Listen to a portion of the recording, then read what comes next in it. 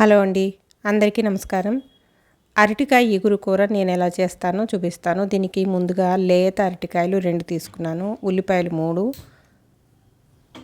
ఒక చిన్న పచ్చిమిరపకాయ, అల్లం వెల్లుల్లిపాయ, కరివేపాకు. ముందుగా గిన్నెని ప్రీహీట్ చేసుకుందాము.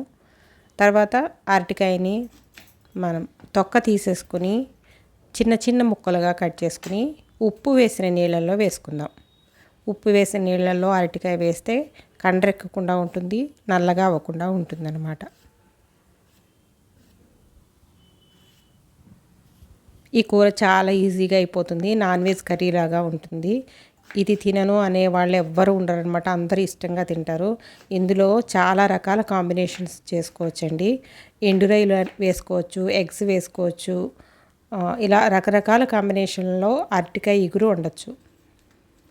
నేను ఉల్లిపాయలు కట్ చేసి పెట్టుకున్నాను కదా, దాంట్లోకి వెల్లుల్లిపాయ, అల్లం వేసేసి కొంచెం కచ్చాపచ్చాగా మిక్సీ పట్టేసుకున్నాను.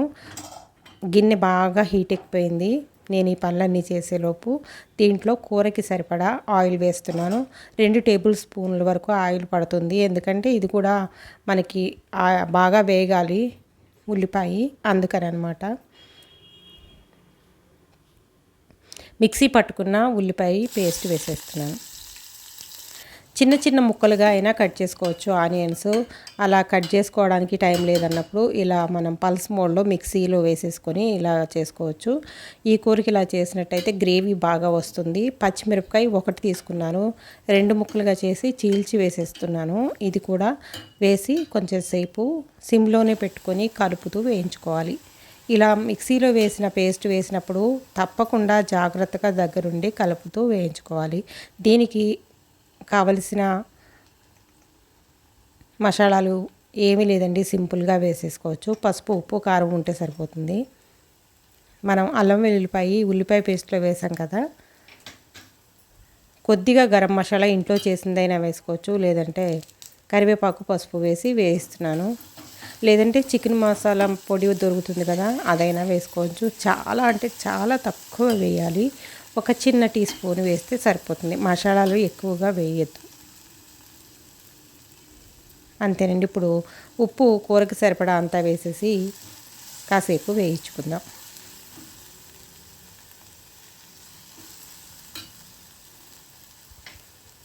ఉల్లిపాయ పేస్ట్ ఆల్మోస్ట్ వేగిపోయింది కదా, ఇప్పుడు మనం ఉప్పు నీళ్ళల్లో వేసుకున్న అరటికాయ ముక్కలు వేసేసుకుని కాసేపు కలుపుతూ వేయించుకుందాం.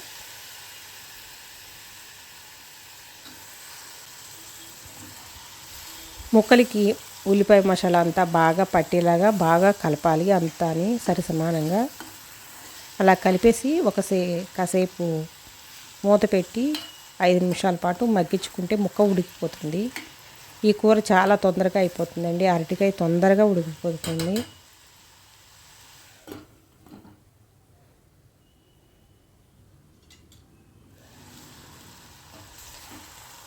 మూత తీసి మధ్యలో కలుపుకుంటూ ఉండాలి, లేదంటే మాడిపోతుంది.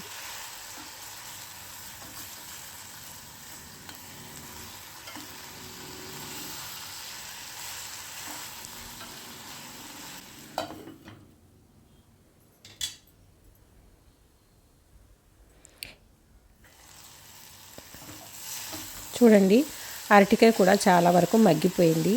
ఇప్పుడు మనం దీంట్లోకి కావలసిన కారం, గరం మసాలా వేసేసుకుందాం. గరం మసాలా కాదు, చికెన్ మసాలా కానీ, లేదంటే మనం ఇంట్లో తయారు చేసుకున్న సింపుల్ మసాలా ఏదైనా ఉంటే వేసుకోండి. కారం వేస్తున్నాను. కారం దాదాపుగా 1 టేబుల్ స్పూన్ కారం పడుతుంది. పచ్చిమిరపకాయ 1 వేసాం కదా, అరటికాయ ఎక్కువ కారం పట్టదండి, మరీ ఎక్కువ వేసేస్తే ఘాటుగా అనిపిస్తుంది. కొంచెం చూసుకొని వేసుకోవాలి. ఈ కూర కాంబినేషన్స్లో చేసుకోవచ్చు. ఎగ్స్ వేసుకోవచ్చు, ఎండురొయ్యలు వేసుకోవచ్చు, పచ్చి రొయ్యలు వేసుకోవచ్చు. ఇలా రకరకాల కాంబినేషన్స్లో ఈ కూర చేసుకోవచ్చు. కూర చాలా అద్భుతంగా ఉంటుంది, ఒకసారి తప్పకుండా చేసుకొని తిని చూడండి. నేను ఇంట్లో తయారు చేసిన గరం మసాలా చాలా అంటే చాలా తక్కువ, కొద్దిగా చిన్న టీ స్పూన్లో సగం వేసానంతే. ఎక్కువ వేయొద్దండి, ఎక్కువ మసాలాలు అవసరం ఉండదు. ఇలా వేసి కాసేపు కారం పచ్చివాసన పోయేంత వరకు కలుపుతూ వేపాలి. ఇది బాగా వేగిపోయింది కదా, ఇప్పుడు కూరకి సరిపడా నీళ్లు వేసుకుందాము. దీంట్లో ఒక చిన్న గ్లాస్ కానీ 1 గ్లాసు నీళ్లు వేసుకుంటే సరిపోతుంది. లేదంటే ముక్కలు ములిగేంత వరకు నీళ్ళు వేసుకొని మీడియం హీట్ మీద మూత పెట్టి ఉడికించుకోవాలి. ఇలా ఒక 5 నిమిషాలు ఉడికితే సరిపోతుంది, కూర అయిపోతుంది. చూడ్డానికే చాలా బాగుంది కదండి. కూర టేస్ట్ కూడా బాగుంటుంది. తప్పకుండా ఒకసారి ట్రై చేయండి.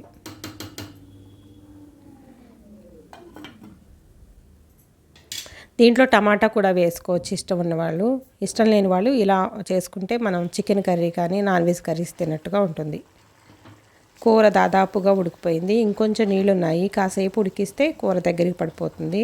ఇది చపాతీల్లోకి వాటిలోకి కూడా చాలా బాగుంటుంది. రైస్లోకి చారు కానీ పప్పుచారు కానీ ఏదైనా కాంబినేషన్లో ఈ కూర వేసుకుని తింటే చాలా బాగుంటుంది. అంతేనండి, కూర రెడీ అయిపోయింది, ఉడికిపోయింది మొత్తము. ఇంకా నేను స్టవ్ బంద్ చేస్తున్నాను.